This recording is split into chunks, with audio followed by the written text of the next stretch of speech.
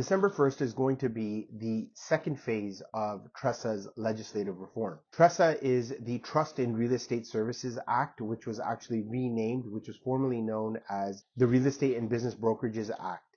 And so what's happening now is they're going to be implementing three significant changes. Let's see how it affects you in your next real estate transaction. So we're just going to quickly go to the RECO website, which is the governing body for all real estate professionals in Ontario. And here you'll be able to get a better understanding of what is about to take place.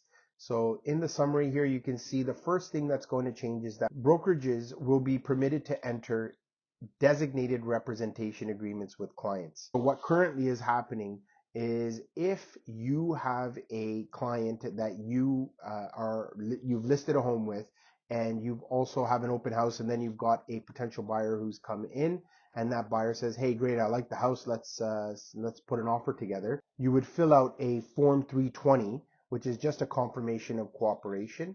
So basically you are saying to the buying client that you are representing the seller side's interest and not yours. And you have to make that very, very clear. So that's when you actually have a multiple representation. Now, at the same time, if you have a home that is being listed by somebody within your brokerage, you would also need to disclose that this is multiple representation because it's somebody within your brokerage. You could still provide the customer service aspect of it because it's not the same client, but you still need to disclose that this is multiple representation because it's within your brokerage. But now the brokerage can represent separately versus you as a sales representative, which is odd. I don't know why they needed to make this change, but they're just trying to maybe show a clear distinction between brokerage as a separate entity from even the sales representative.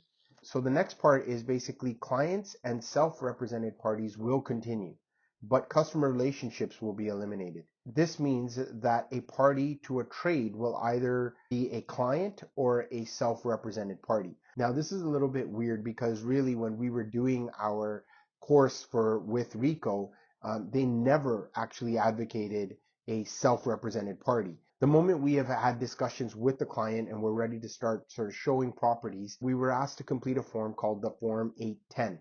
And what this is working with the realtor. And all it basically states is that whichever your client is, whether it's the buyer or the seller, they would either be representing their interests with documents or not representing them. So you're providing customer service or you're not providing customer service. You're providing your fiduciary responsibilities or you're not, basically, is what was happening there.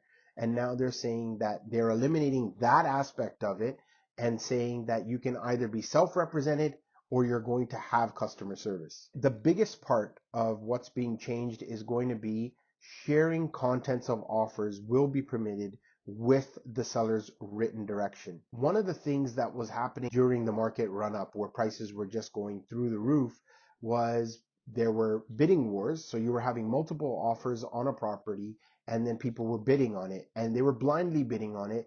And in some cases, people were getting blown out by $100,000, $200,000 on a property. Well, that $200,000 increase on that property has now then set the standard for that particular neighborhood or that particular community and that type of dwelling type.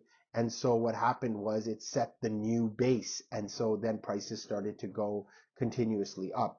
By doing this, what they're saying is that provided the seller has given written confirmation that the agent is permitted to disclose information, and they can also withhold whatever they want to withhold. If the seller is confident enough to say, hey, disclose anything you want, you're free to do whatever, then an agent is able to disclose the offer amount that they've received, closing dates, all aspects of their agreement in negotiations, and trying to see what they can do. Let's say you've got a longer closing. You can ask the buyer agent to say, hey, look, I've got a 90-day close. Can you do an offer in 60 days? Perhaps that will do. And you can pretty much give the same amount. And when this is being disclosed, the only question really becomes is, where is this being disclosed? It's got to be in some form of public forum. So we don't know whether it's going to be on the back end of the realtor systems when they're updating their listings, and then they have an area where they can put it in the remarks because we really don't have that space right now. There could be something where they'll say, listen, you need to post it on social media. Maybe you need to create a website and you will post what's happening for that particular home and what the offers are, or whatever the contents of the information that you're trying to release is. This is actually going to be taking place as of December 1st of 2023.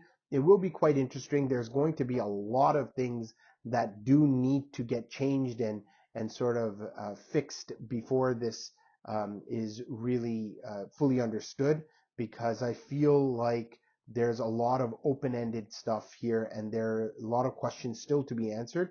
But I think this may help with having home prices not necessarily increase at like 10, 15% within 5 or 6 months, because we've seen craziness happen obviously over the past few years. Let me know in the comments below how you feel about what these new legislative changes are, if this makes sense and is going to help the housing crisis that we currently are in. Be sure to like, follow, and subscribe to the channel. Now, if you are in the market of buying a property and taking advantage of some of these price decreases that have already taken place, be sure to book a call via my Calendly link.